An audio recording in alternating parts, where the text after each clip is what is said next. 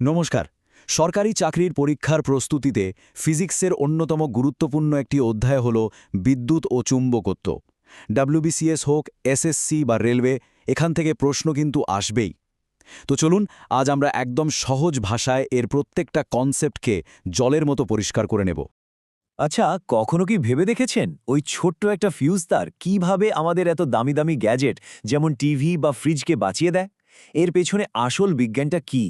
এই সহজ প্রশ্নটার উত্তরের মধ্যেই কিন্তু বিদ্যুতের সবথেকে জরুরি কিছু প্রিন্সিপালস লুকিয়ে আছে। চলুন আজ সেটাই খুঁজে বের করা যাক। বিদ্যুৎকে ভালোভাবে বুঝতে হলে আমাদের একদম গোড়া থেকে শুরু করতে হবে। মানে এর কিছু বেসিক টার্ম যেমন চার্জ, কারেন্ট, ভোল্টেজ এগুলো আসলে কি তা জানতে হবে। চলুন এক এক করে এগোনো যাক।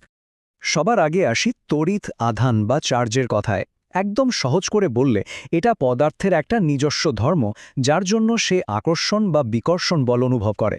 যেমন ধরুন, শীতকালে চিরুনি দিয়ে চুল আঁচড়ানোর পর সেটা কাগজের টুকরোকে টানে, তাই না? ওটা কিন্তু এই চার্জের জন্যই হয়।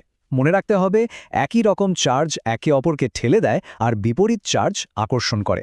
আর পরীক্ষার জন্য যেটা সবথেকে জরুরি, এর এসআই ইউনিট হলো কুলম্ব, মানে সি। এবার ভাবুন তড়িৎ প্রবাহ বা কারেন্ট কি। ধরুন একটা জলের পাইপ যার মধ্যে দিয়ে জল যাচ্ছে। কারেন্টও ঠিক তেমনই, একটা তারের মধ্যে দিয়ে চার্জের স্রোত। মানে প্রতি সেকেন্ডে ঠিক কতটা চার্জ বয়ে যাচ্ছে সেটাই হলো কারেন্ট। আর এর এসআই ইউনিট হলো অ্যাম্পেয়ার, এ।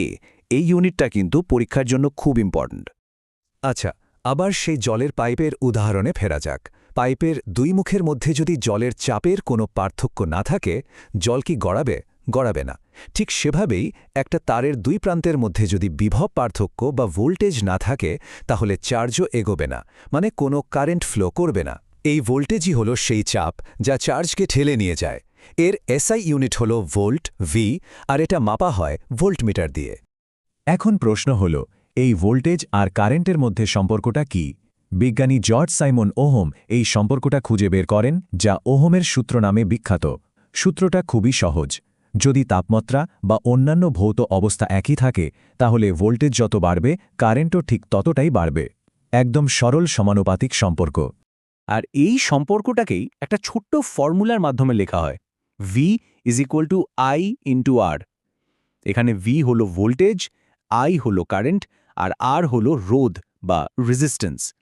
এই একটা ফর্মুলা কিন্তু পুরো ইলেকট্রিসিটি চ্যাপ্টারের মূল ভিত্তি।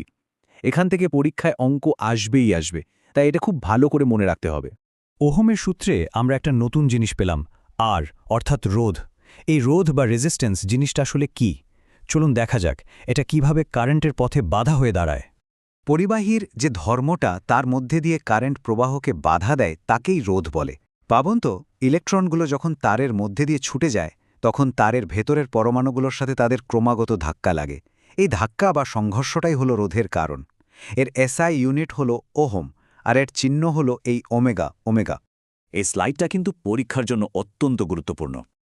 একটা তারের রোধ মূলত 4টে জিনিসের উপর নির্ভর করে। 1. তারের দৈর্ঘ্য। রাস্তা যত লম্বা হয় বাধা তত বেশি, তাই না? ঠিক তেমনি তার যত লম্বা রোধ তত বেশি। 2. তারটা কতটা মোটা। রাস্তা যত চওড়া হয় গাড়ি তত সহজে যেতে পারে, তেমনি তার যত মোটা রোধ তত কম। 3. তাপমাত্রা। সাধারণত পরিবাহী তাপমাত্রা বাড়লে রোধও বাড়ে। আর 4 নম্বর হলো উপাদান, মানে তারটা কি দিয়ে তৈরি। যেমন তামার রোধ অ্যালুমিনিয়ামের চেয়ে কম হয়।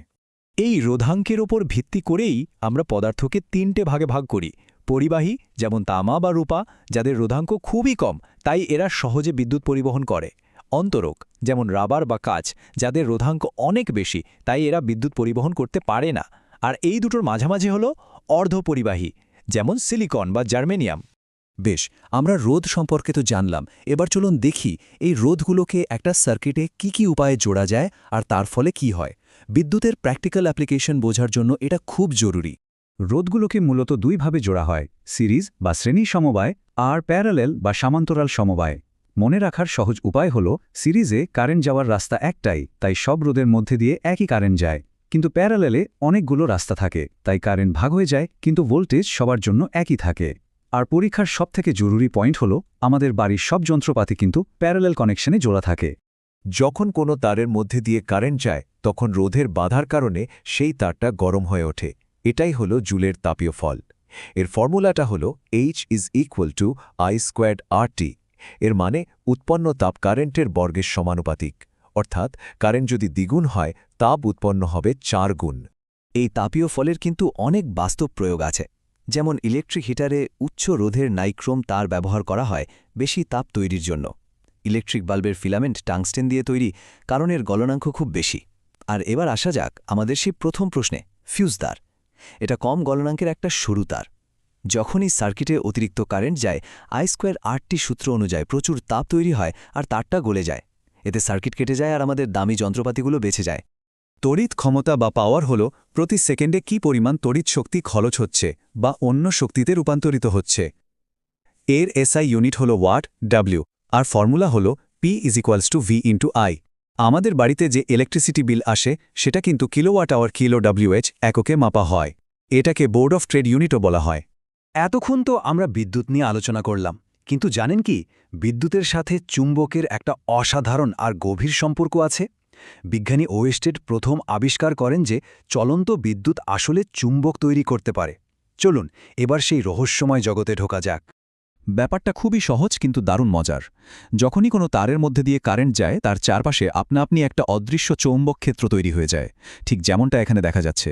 তারটাকে কেন্দ্র করে বৃত্তাকার বলরেখা তৈরি হয়েছে। কিন্তু এই চৌম্বক ক্ষেত্রের দিক কোন দিকে হবে সেটা বের করার জন্য রয়েছে একটা সহজ নিয়ম, ডান হাত মুষ্টি নিয়ম বা রাইট হ্যান্ড থাম্ব রুল।